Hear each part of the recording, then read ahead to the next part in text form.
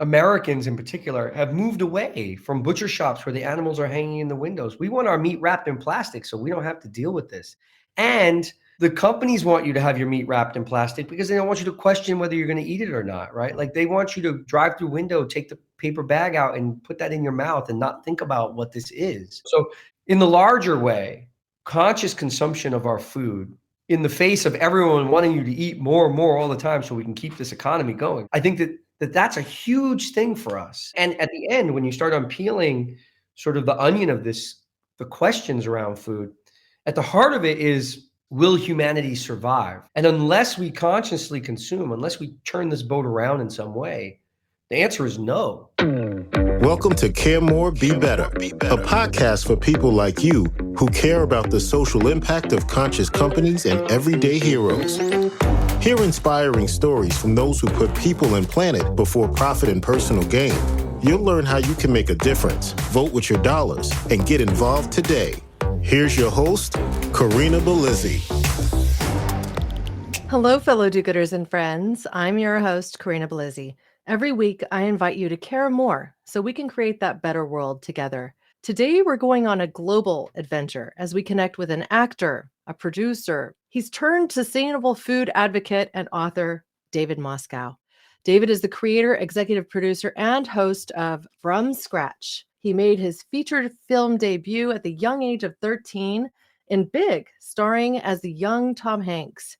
Soon after, he starred with Christian Bale in Newsies. He's appeared in dozens of films, television shows, and theater productions over the years. Most recently, he founded the production company Unlimited Pictures. That's UNLTD Pictures. He has executive produced more than 25 feature films, including Under the Silver Lake, To Dust, Strawberry Mansion, and Wild Nights with Emily. He also directed the thriller Desolation. He currently lives in LA with his wife and son, and develops mixed income, sustainably green apartment buildings in New York City. So I'm definitely going to want to hear about that too. David Moscow, welcome to the show. Hi, thank you. Thank you, Corinna. Well, you get to see me in full branding regalia here. Today I meant it. I like this. And I like the color palette behind you. It's beautiful. The shirt, the coffee cup, I can send you one of these too. But as it stands, I've been doing some live streams, some press events, getting in person with some really interesting founders. And so I'm encouraged that we're starting to open the doors, get back out there. And I imagine you are also starting to get out there, not only with From Scratch, the book, but filming new episodes of the show as well, right? Yeah, we're in prep for season 3, which is kind of wild because I'm still on a book tour and we're still doing press on the book. And so it is the juggling act. I have a little boy and now a little girl, and my son comes in and he's like, we should go to Mongolia. I'm like, oh, okay. What do you want to do in Mongolia? So it's kind of nice. I have like new teammates who are going to go along on the ride with me, which I certainly don't want to go around the world for the next year and leave my family at home. So I'm going to try and see how we can get them with me as much as possible. Well, my son keeps asking to go to China now, but I will say that I did have a little bit of that FOMO or jealousy, a bridge of the two, just going and perusing some of your content online and seeing some of the places you've been. You're not the only one. There's a lot of envy out there. I mean, I was reminded of my episode with Chris Kilham, the medicine hunter, and some of the stories that he was telling about interacting with people in undeveloped part of the world, or in less developed, I should say, part of the world, where the connection to food just is, it's more like the childhood that I had, where I would go and pick the blackberries from the rim of my horse pasture and get the eggs for my chicken coop, than the world we live in today, where so few of us have that experience anymore. Yeah. I mean, that's one of the reasons why the book started. There were sort of two things going on when the show and the book germinated. One was we had an election a couple elections ago where people were really targeting Central Americans, Mexicans in particular, and Mexicans happen to be the backbone of the US food industry. They produce and serve and cook most of the meals that we eat. Just prejudices, people being more free with how they spoke negatively about this entire sector of our society. Agreed. It was really like a bubble that burst. And so I wanted to go and make a documentary series or a documentary film about sort of how you make a taco, how you make a margarita, because I feel like food is inarguable. And I also thought that the sort of the hard work and the expertise it takes to produce food, to bring it to our plates, would connects the community. And so that's what happened. And then we decided that it would not only be about tacos and margaritas, but we would jump week to week to different food cultures around the world to show the hard work and expertise. So that was one side of it. The other side of it is that I had grown distant from the food that I was consuming, and I was sort of unconsciously consuming and felt like that did a disservice to animals that I was eating. Number one, we did like a thumbnail sort of sketch on how many animals. And if I ate 2 a day since I was a kid, probably around 35,000 animals that I had eaten. I had never seen them. I hadn't killed them myself. There was no relationship to that. And not only is it bad for the animals that I was eating, but also sort of the environment, the greater environment. Like, to sustain that amount of animals per person around the world does a lot of damage. And economically, cheap meat does harm to people. The people who raise the food don't get paid enough. I wanted to dive in and look at sort of how I was eating and look at how the world was eating, and felt like it would kind of be an anthropological sort of experiment. Look at the history of food, the future of food, and where we are now. And that's where this show and book came about. Well, you're speaking to my heart here. I studied in my undergrad archaeology and physical anthropology and did a deep dive into zooarchaeology. I actually performed a dig in France that was an hour north of Paris in this tiny village called Longueuil-Saint-Marie. And it was this hunter-gatherer site from the Magdalenian period, 12,500 years old. And as we dug into the earth, what we were unveiling was it's a butcher camp, essentially, where they would intercept the migratory path of the reindeer that were crossing the Oise River. And because the Oise River had these gently sloping banks, the water each year would flood, just like slowly flood, and put a layer of silt over everything that had been left behind. So it's incredibly preserved. The site had been dug at the time I was there every year since 1976 in the middle of this wheat field, right? So we would get down to the level and it literally looked like these hunter-gatherers just left. They just got out of here.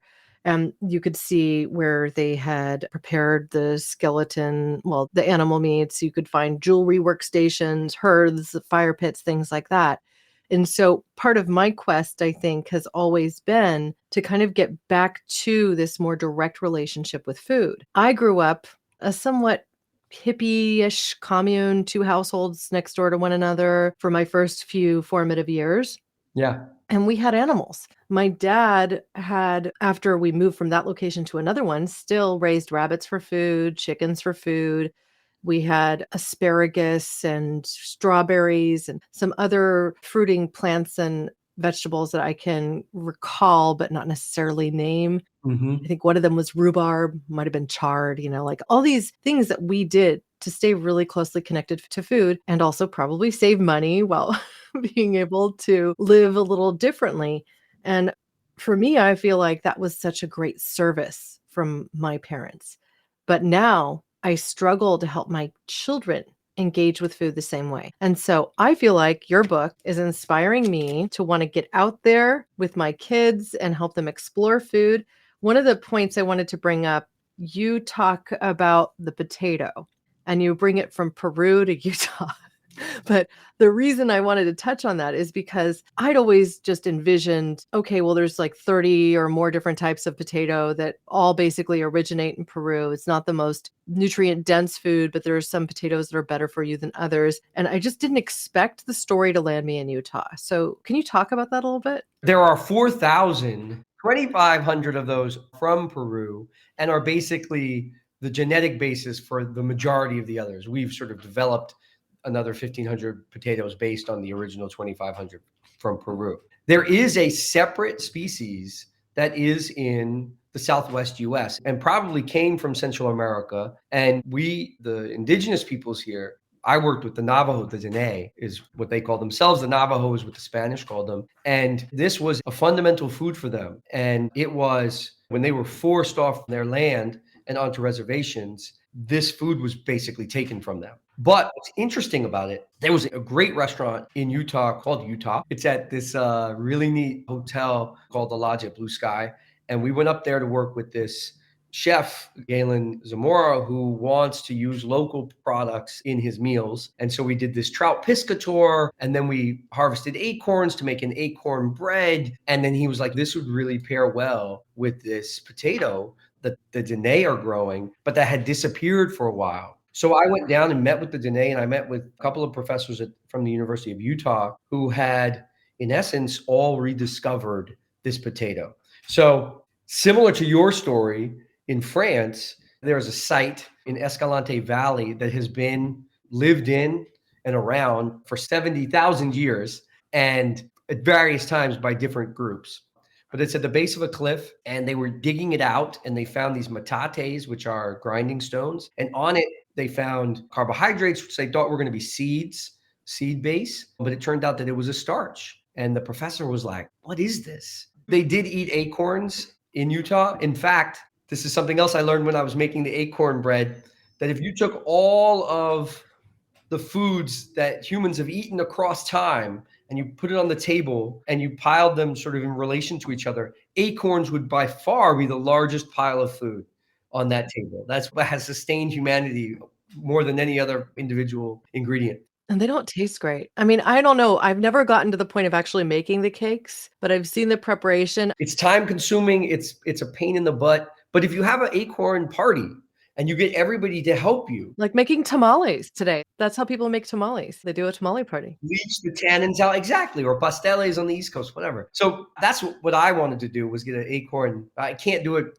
on my show. I just do it by myself, which is sad. But next time. So in this case, it was the two professors are married to each other. And Elizabeth, her husband, she's actually the one who was looking at the site. Her husband, Bruce, was walking around just hanging out while she was doing her work. And he passed, not 100 yards from where the metates were, he passed this little ground cover plant. And he was like, that's a potato. And so when I saw it, I was like, how the heck?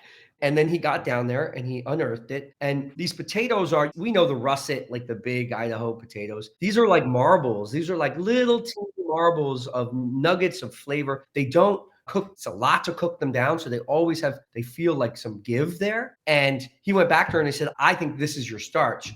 And then, like good scientists, they sat there and argued all through the night over a glass of wine. And in the morning, they agreed that this was likely what that starch was. And once they realized, okay, it might have been a potato, they looked back through history of the valley and they realized that around the Civil War, soldiers were calling it Potato Valley. And prior to that, there were records, I think like handed down, not written down, but tall tales told with Mormon settlers there that they survived on potatoes. And then going back and meeting with the Dene, there were rumors, the elders, the grandparents of today have rumors that their grandparents talked about a potato. So that potato is likely older than the Peruvian potato. Wow. They're not related and they grew separately. It is likely the oldest domesticated plant in the United States. It's such a mind-blowing moment for me because understanding what it takes to figure out what plant something was from this historical perspective, they look at the patina, the finish on a stone tool or on that, essentially the mortar and pestle style thing that you're talking about, where they would basically grind it right into the rock, like using some other hand implement. You end up seeing these depressions of the stone that don't look quite natural, but might, if water had been there, if there'd been like an eddy or something, carving something for a long, long time, but it's actually created from using it like a mortar and pestle. So they can determine certain things from that. Like if they're able to get any sequence off of it at all, they can tell that a starch might have been there, but they won't be able to necessarily pinpoint it unless they were somehow able to find it preserved. And of course, doing that with something like a potato is just not going to happen. I don't know of any archaeological record that has been able to unearth a potato from 12,000 years ago. Right. And in this case, it was just because 100 yards from the site, they found the plant. It's growing there. Mind blowing. I mean, the universe was shining down on them, and just talking to them about it what a joyous moment it was for them. They knew that they had made sort of a real discovery. And then we went, so I couldn't harvest from that site because it's an important area. So they took me to another site, and this is where the domesticated aspect comes in. There are lots of plants that were used, but to move with the plant and plant it someplace else means that it is now domesticated. And so it looks like the Dene were bringing it up from the south, from New Mexico and Arizona, and planting it in Utah and Colorado, Nevada, and thus it was domesticated, which was incredible. And then we made this wonderful meal. So what does this potato taste like? It's really nutty. Potato is a hard taste to describe because it really just tastes, it's potato. Everything tastes, some things may taste like potato, but potato doesn't really taste like anything else, unless you add a lot of butter and salt, right? It's a texture, sometimes more than a flavor too, right? Correct. But in this case, there is a little nuttiness to it because it is really, really tight. It doesn't get mushy. It's got a nice pop to it when you bite into it. And it can be roasted closer to being like a bean or a nut. And so I ended up, the Dene are now harvesting, growing it. It's back and they're selling it to fancy restaurants, but you can also purchase it online. And so when I got back home, I bought a bunch and planted them in my mother-in-law's garden, and we cook them now. I highly recommend them with some salt. You should cook them in clay. This is another thing that's very interesting about potatoes, is that because of wild potatoes are borderline poisonous. So historically in Peru, when you cooked wild potatoes, you would wrap them in an edible clay and put them in the fire. And then when they came out, you would eat it that way. And you would actually ingest some of the clay as well, which was good for your digestion. You're talking about an unfinished clay pot, like something. This is actually like you took Chaco clay in Peru, and we did this when we were in Peru working with potatoes as well, because we were using Incan varieties that are 500-600 years old. And we would wrap them in this digestible clay, and you cook it like almost like a ball of clay in the fire. Then you take it out, you knock off the clay, and you eat it, but some of the clay sticks on it. And I don't know the science behind this, but I imagine we evolved alongside this, and that clay is now healthy for us to digest. Yeah, so like bentonite clay, which is often used in filtration processes, is a very fine clay, can actually bind to things like heavy metals and things like that to remove them from your system. So I could see why. Similar to like why some people would consume charcoal if they're concerned with something in their gut that's not doing well, like if they're feeling ill, something like that. Interesting. What's cool is that not only did it happen in Peru, but at the same time, the Native Americans were not wrapping these potatoes in clay because they're too small, but they were cooking them in clay pots. The potato chapter is one of my favorites. Being able to go to cook with Virgilio Martinez, who is, I think his restaurant Central won second best restaurant in the world last year. And he does a tasting menu that is 17 courses, and it's altitudinal. So it starts in Peru. The first meal is the coast. Then he goes up 1,000 feet into the Andes. The next one, then another 1,000. And he goes up to the top of the Andes, back down to the Amazon on the other side. And each meal, each little taste is its own magical, crazy dish. See, now I'm more jealous again. And I decided to get a guinea pig documentary to watch with my children. And then, of course, it all of a sudden goes to South America and starts talking about how guinea pigs are a food source. And then the next clip is like a guinea pig roasted on a stick. And my child's eyes got really big, and I'm sure he was momentarily traumatized. And so I'm having to say, well, honey, some animals were first raised for food and then would become pets. And a lot of it depends on the region that you're in. And you need something that's a protein source that isn't going to require a lot of nutrition when you're at these really, really high elevations. And so they've kind of evolved alongside humans the way dogs have evolved alongside humans. We just don't eat dogs, at least not in this culture. And then he's like, they eat dogs? People in some other cultures eat dogs? And I said, let's not talk about this right now. I am a maricui. Cui is a guinea pig in Peru, and mata is the person who kills them. I had to make a meal with guinea pigs. I ate a lot of guinea pigs while I was there, particularly because it's a way that people show you respect and honor when you come and visit their home. They slaughter their guinea pigs and you have a big feast. And so anytime I was working with subsistence farmers like quinoa farmers or potato farmers, they would bring me into their house and we would eat guinea pig. And then for a meal at a restaurant there, cuy was on the menu. And I, like your kids, had a guinea pig as a child. It was a pet.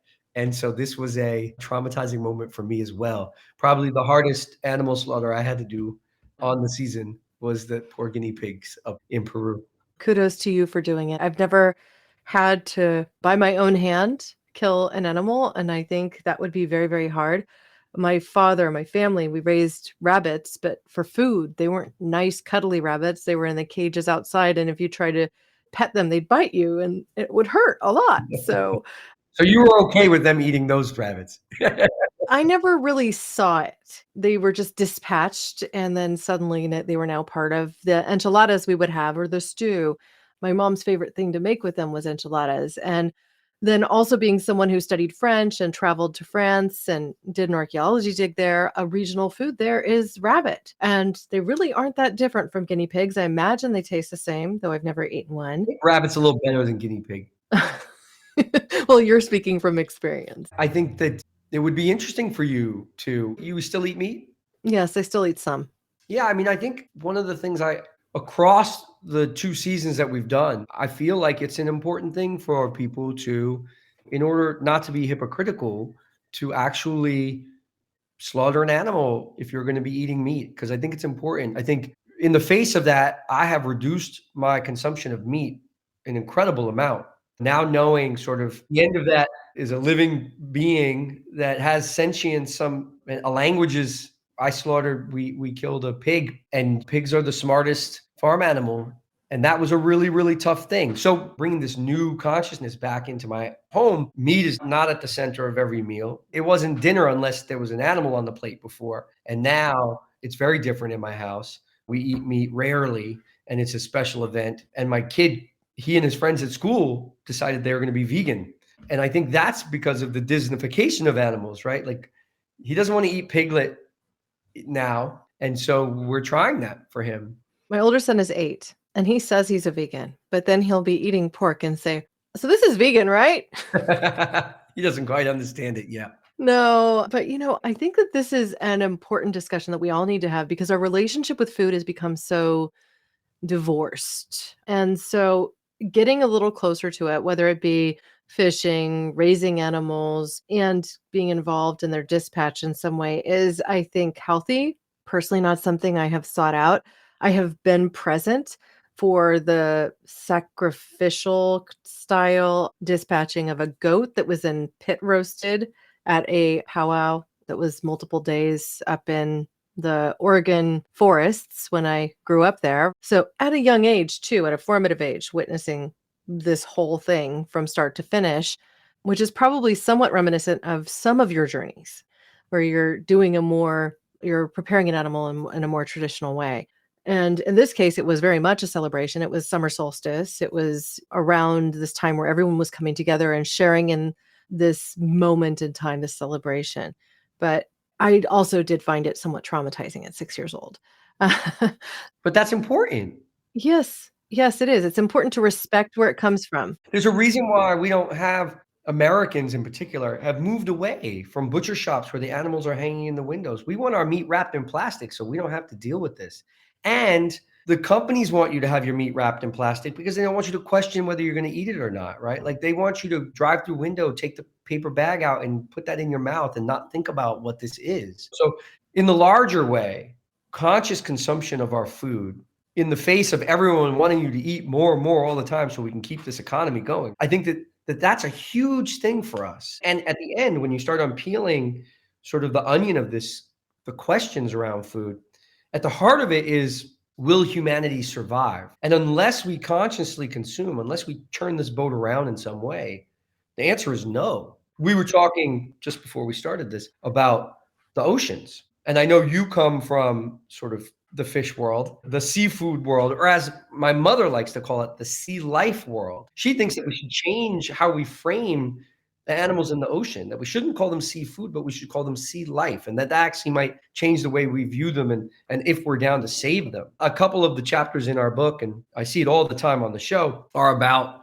sort of the total collapse of the oceans. I was in the Mediterranean going after shellfish there, and the Mediterranean was never a very fertile sea. It's absolutely beautiful. Oh yeah, I mean, it's great to hang out. I'm in the middle of watching White Lotus on HBO. I want to go to Sicily. But we were down there diving for scallops and harvesting in Istria. We were harvesting clams, and it was never a very fertile sea. It doesn't have any major rivers that go into it that sort of renew it. And it's been hammered by 28 countries for 10,000 years. And all of them, it's the tragedy of the commons. Like if Italy said, a couple of years ago, Italy said, oh, we're overfishing the Adriatic side, let's pull back. And so Croatia was like, oh, Italy's pulling back, we'll jump in there. And so you're seeing in the next 20 years, the Mediterranean is going to be empty. A similar thing is going on in the South China Sea. We went to the Philippines. I was making patis, which is a fish sauce. It's a fundamental ingredient in Filipino cooking. And we were using it to make a Philippine ceviche called kilawin.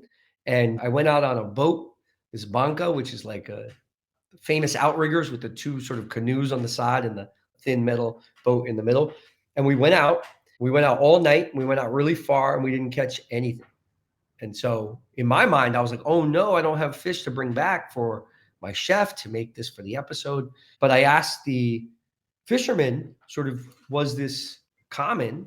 And he said, yeah, that his grandfather used to get a ton of fish. And then his dad got a couple 100 pounds of fish. And he goes out longer and further and sometimes comes back with nothing. And then when we dove into the research around this, it turns out that 1/3 of the fishing boats in the world are in the South China Sea. It has lost 70% of its fish in the last 20 years. And there is a territorial dispute among the 8 or 9 countries that are there about whose rights this sea is. China is actually building islands close to the Philippines so that they can call all of this their territory. And it's all for fish. And the hard thing is that because everybody is disputing the territories and there's such everyone's hackles are raised and World War III could break out there over ocean territory, no one is able to reach across the dispute and say, hey, I know you think this is your ocean and I think this is my ocean. But unless we work together collaboratively to save this ocean, there's not going to be anything for anybody. It's done. So now there are positive things coming out of it. And this relates to something that I heard in your opening, which was how we can affect change and how sort of actually our wallets can affect change. So the Philippines has been working, and in other places in the world have been working with marine protected areas where they sort of designate a certain area that you can't fish in. The fish reproduce enough and then overflow outside of that, and you can fish the outsides. And about 30% of the oceans would need to be marine protected in order for this to work. Right now, we're at about 1%. So we've got a long way to go. And to that point, they need to be 30% of the waters that could potentially flourish too, not just, oh, well, we'll set aside the 30% that are basically dead seas at this point anyway. Right. I feel like it's not only that they need to designate it, but it needs to not just be on paper. There needs to be government backing. There needs to be protections. The local peoples need to have buy-in on that. So that actually means that you need to have you need to pay people not to fish for a little while. You need to make sure that they have alternative careers that you can start. One of the positive things about a marine protected area is then it can become a tourist destination. The corals come back. And so governments need to get behind this.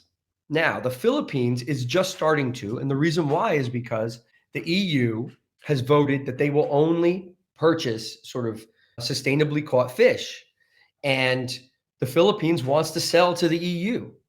So now the Philippines is developing marine protected areas in concert with universities and nonprofit organizations and local governments with buy-in from local people. And that's so they can sell sustainable fish to Europeans. So as Americans who consume the most of any country on the planet, if we can really push for sustainably raised foods, also humanely raised foods, and foods that are produced by paying people a living wage, we can have a real effect on how things are grown and consumed. So the Philippines is a possible solution to the problem that we see everywhere. And to your point, as we look at this overall picture, what we do see is places where people are following Michael Pollan's recommendation to eat mostly plants and then really start to look at proteins from animals as a side dish, something that's small. If you think about Asian cuisine, it's something that's mixed into the stir fry, but it's not the primary portion. To change and adapt how we think about our food sources, there have been movements even to do things like look at crickets as a protein source because they can be humanely dispatched simply by freezing them. And then they automatically just go into their slumber and then moments later they're dead. It's quite simple actually. But I don't know very many people who've actually tried crickets or even the cricket proteins that have been on the market. We aren't as likely to want to go to them as food sources, at least automatically. And so, if we are to consider the future of food when we aren't looking to the ocean, I do have a couple of things to say about that. I mean, I spent 10 years working in the fish oil industry. I've spent a fair amount of time in Arctic Norway and working with people from Scandinavia, where fishing is so endemic in the culture that they can't picture a world without fish in it in any sort of way. It's just this is what you do. You consume these fish. They're part of culture. They have fish roe in tubes that look like toothpaste tubes. They have canned fish. They have fish in all these different preparations, whether they pickled or dried and then reconstituted, like the Spanish bacalao, which is simply dried cod Salted cod. that is then salted. Yeah, I mean, it's salted in the marine air. They don't even actually salt it when they set it out to dry it. They just hang it out on these things that look like skeleton teepees in a way, right? There is the idea of crickets as a future food source. And in a way, if we don't change our habits now, that's something that we'll have to look at. But we have the capability, talking about sort of Scandinavia, Finland and Iceland and Norway they were all at the precipice of wiping out the North Atlantic fish stocks, and they figured it out. So Iceland knows how to manage its fish stocks in a way that they're all doing really, really well. And that only changed recently, as late as the 80s, they were wiping out the cod. I think in the 70s, they almost wiped out the herring, but they changed it. So we have the capability. We're not at the point yet where we have to eat crickets. I talk to people who talk about sort of like, oh my goodness, the population is too much. And frankly, the West is declining in population, and the areas where there is sort of population growth, Africa is very underpopulated as compared to many other places in the rest of the world. We have the capability with the technology and the knowledge that we have now to feed the planet. The main issue is that we are wasting a ton for capitalism's sake. Everyone is racing to eat as much first. This is a controversial idea, but part of that waste is our waistlines because we overconsume. We consume more than we need, Very true. Yeah. right? America it's hurting ourselves. We are hurting our health with how much we sort of overconsume. But we have the knowledge. If we become more thoughtful about it, we can fix this. And that's one of the things I saw across all 20 episodes. I left the Philippines so the destruction of the South China Sea is putting pressure on the fishing communities in the villages. So those people are then moving to Manila, destabilizing Manila because there's a lot of people in there. There's no infrastructure. There's no jobs. So it's a lot of poor people moving to Manila. Crime rates go up. Alcoholism, drug use. Suddenly you start electing fascists and dictators, destabilizing the country. And that's what we've seen over the last 10 years in the Philippines. If you go to Iceland instead, or Finland, Iceland has a different problem. So they were able to figure out how to save their fish stocks. And that was by giving everybody a catch limit, a permit. Every man, woman, child, and company has an amount that they're allowed to fish. The negative that they did was those fish permits could actually be bought and sold in a marketplace, like the stock market, in essence, pun intended. And those permits drifted up into the pockets of about 8 to 10 families who now own all the fishing rights in all of Iceland, which also emptied the coasts because those fishing rights, these families, they want everything to be concentrated. They don't want to have fishing villages all over. They just were like, okay, the boats go out here and they come back here and everything's processed in this one place, right? So after the economic collapse in '08, the Icelanders voted to have a new constitution. And part of that, and what's wild is this was a crowdsourced constitution, which kind of worked. And part of what they wanted was that the fish stocks would be nationalized again, that they wouldn't be owned by these 8 families.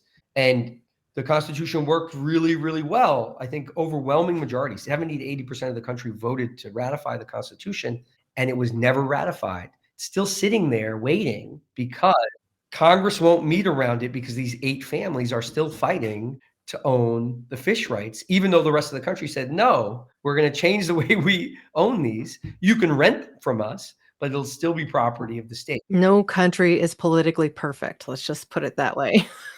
The closest you get is Finland. I have a really great chapter in the book about Finland, it's just an amazing place. There are some niggling issues there, but generally they're doing things right around food, around their society, how they see nature. It's a pretty awesome place. Now, I mean, there are companies out there that are certifying specific fish as being sustainably sourced. They'll say things like, look for the blue label, Marine Stewardship Council, or Friends of the Sea certified. And I have some reservations about these certifying bodies, especially after spending the time to watch a film called Seaspiracy. I was already aware of some of the challenges. Was that on Netflix? It was on Netflix, yes. And it did feature the Sea Shepherd, which is no longer affiliated with Captain Paul Watson. Captain Paul Watson has his own interesting relationship with the Scandinavian peoples because he tries to thwart efforts to whale, and they still like to whale. But you see in that detailed some of the challenges around these certifying bodies because they don't regulate, they just observe. And it's not like they have patrols out there that are policing whether or not these areas are fished. And to your earlier point, where you have different countries vying for a particular area, a particular fish stock or resource stock, it could be any resource stock really, then you will have some sort of piracy. You will have people coming in illegally and fishing for the fish that they're working to get. And then you have the situation where the local fishermen are having to go further and further out and brave bigger oceans and bigger waters to try and find the food source that can feed their families and provide some livelihood. So we're in a position, we're in a place and time where we do need for the Captain Paul Watsons who are going to be out there and kind of fighting the good fight and putting their own vessels out there to kind of police these waters and try to instill some sort of regulatory system to prevent the bad actors from taking hold and then ruining it for everybody. It's a big moment in time. This is like, I go back, will humanity exist? We need to be talking about major structural changes. I went down to Costa Rica, and Costa Rica is another really positive story. What would your country look like if you didn't have a military? If you weren't spending over half of your economy fighting and killing people, what would you do with that, right? And Costa Rica is an amazing example of positive things. It's the most successful Central American country by far, literacy-wise, health-wise. There's a lot of expats that are moving down there, including Dr. Paul Saladino, who is trying to put this carnivore diet out there, which is probably the reverse of what either you or I would advocate for. I don't know what that is. Oh, it's a new thing, and carnivore to basically not consume plants. Is it like Atkins, basically? No, it's like eating organ meats raw from animals, choosing only, let's say, grass-fed or naturally fed animals. So like responsible husbandry, like the middle of this thought process. But mostly eating just meat. Healthier meats, but mostly meat. And then no vegetables, some fruit. So the fruiting bodies of things, because we're intended to eat these, but not the types that are considered nightshades. So no potatoes, no tomatoes, no eggplant, like all that, right? So their diet to me seems like one of the most boring things you could consider. They also don't want you to even use certain spices with the meats, like pepper and some other interesting herbs and things like that. I'm like, gosh, this diet would be the most terrible, most boring. No, I love food. I know. I love food too. I ruin food. Food and sleep. As a parent, all I have is food and sleep. Come on, leave me something. So the things that they will eat outside of that, at least the Paul Saladinos of the world, and he's a medical doctor. He's like reporting all these health outcomes from this that basically solving people's metabolic challenges. That's at the center of it. And some autoimmune issues, which I'm sure on the short term would be true. But I'm sure you could also address it in other ways by, moving through your diet and a different, less carnivore intensive way. Cut back the overconsumption. Go out and take a walk. Like we were in Kenya, the Maasai are nomadic pastoralists, and they eat about 50% of their diet is local grasses and plants, and about 50% is blood and dairy. Mhm. And there's no heart attacks. There's no cholesterol problems. There's like no cancer. Like it's because of this nomadic pastoralism where they're basically walking all day and they're not over consuming and they're not walking around at 70 degrees all the time. Like we in our lives, this goes to a larger discussion of like the more we make things easier for ourselves, the worse it actually is for our body. Like, remember the movie Wall-E, where everyone's like lying around in those things and sucking and they're floating? And that's where we're moving towards. And it's Idiocracy, the film. Like those two things are seeming more and more like reality. Well, the Wall-E end is the worst possible thing we can do to ourselves. Turn your thermostat down, stop eating as much, go out for a walk. Like we know the answers at this point. But to go back to what we were talking about, I don't know what we were talking about, but this is good.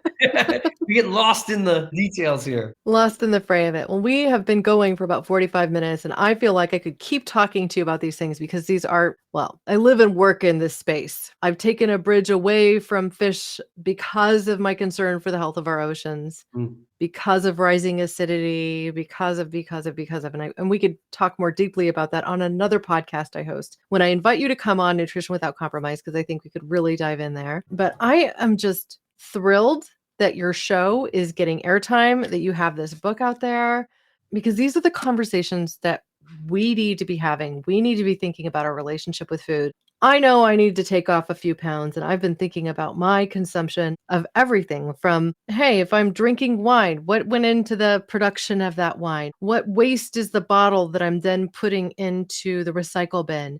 Really trying to think through all of these things and get to a space where I am just reducing my consumption overall, drinking more water instead of going to the Starbucks and picking up something that tastes good. Like we need to get more comfortable to your point, with discomfort. My daily hikes with my dog, getting outside, even if it's raining, and just putting a big coat on to enjoy the fact that it's raining because, hey, we're in California. It doesn't rain enough here, right? Take it in. That's our one weather change. That's like winter. We get wet. I miss the East Coast. I miss the snow. Anytime it gets cloudy and gray here, I get pretty excited. I want to give your book my full endorsement, and I'm just going to read the full title to everybody. I'm holding it up for those of you that are watching this, but From Scratch, Adventures in Harvesting, Hunting, Fishing, and Foraging on a Fragile Planet. I would love to know from you if you could just share with our audience the best ways that you want them to find this book, whether it be on your website or whatnot, and also any news you can share about From Scratch, the TV show, and how they can find it.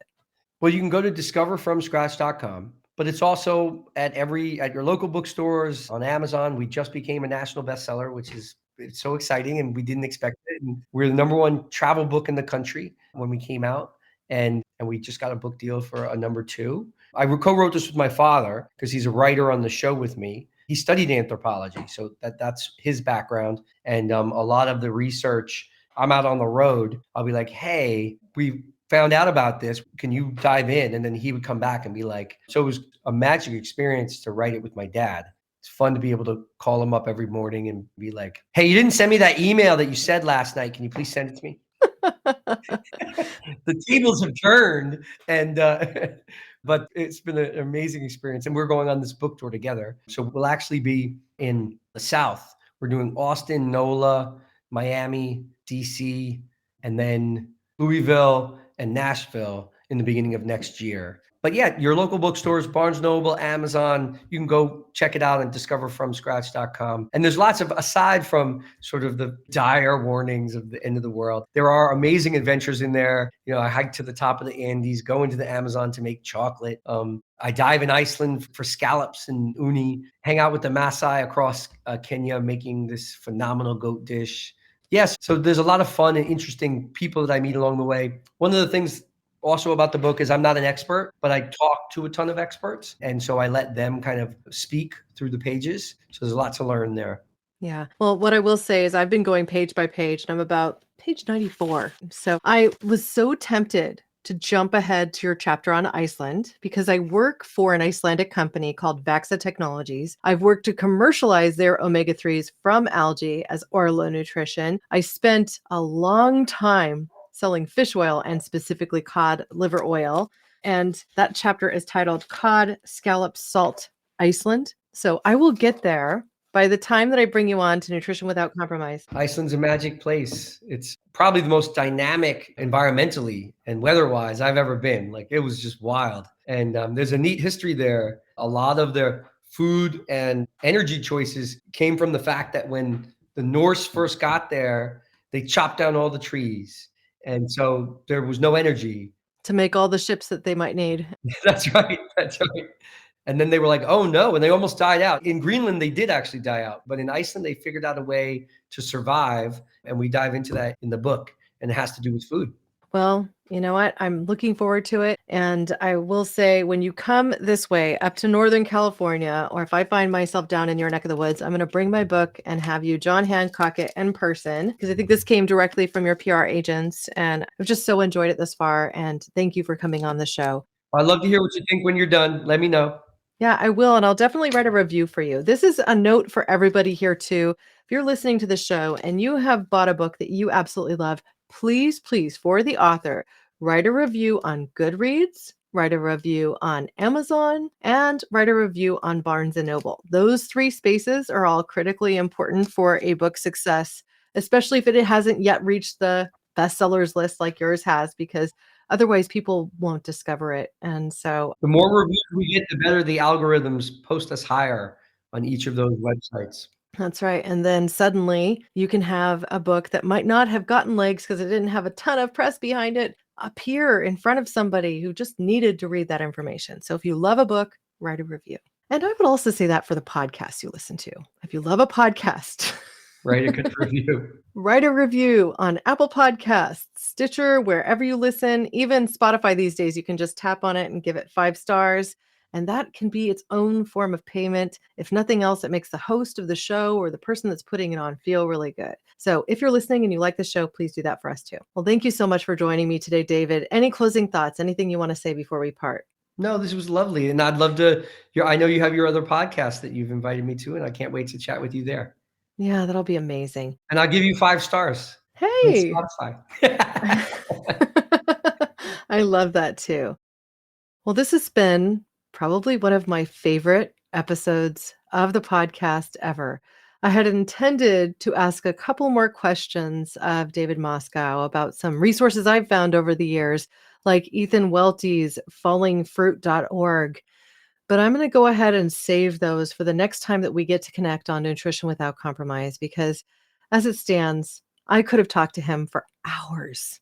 This is just such an important topic for all of us to think about as we seek to build a better world. We want to be connected to food, to family, to our love for adventure. We want to be able to explore the world and try new things. And I believe that this book, From Scratch, helps you do that. It helps you think about what you might want to do differently. It helps you think about the places that you might want to visit and the adventures that you might want to inspire for your loved ones, for your family, for really everybody in your life that you hold in value. Now, I really just want to say how much I have appreciated his time, his effort. I'm looking for that show, and I know it will be available in the coming months on other places beyond simply, discoverfromscratch.com. And also, of course, you can find some clips of him on YouTube. I've seen a few other interviews where he tells his stories, and I know he has so many more to tell. As always, you can go ahead and review complete show notes, including transcripts, on caremorebebetter.com.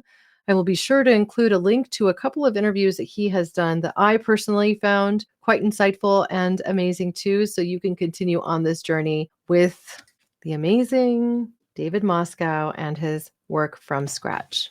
Thank you, listeners and watchers, now and always, for being a part of this pod and this community, because together we really can do so much more. We can care more, we can be better, and we can even get more connected to our food and create a better future. Thank you. Thanks for listening to Care More, Be Better, a podcast for social good.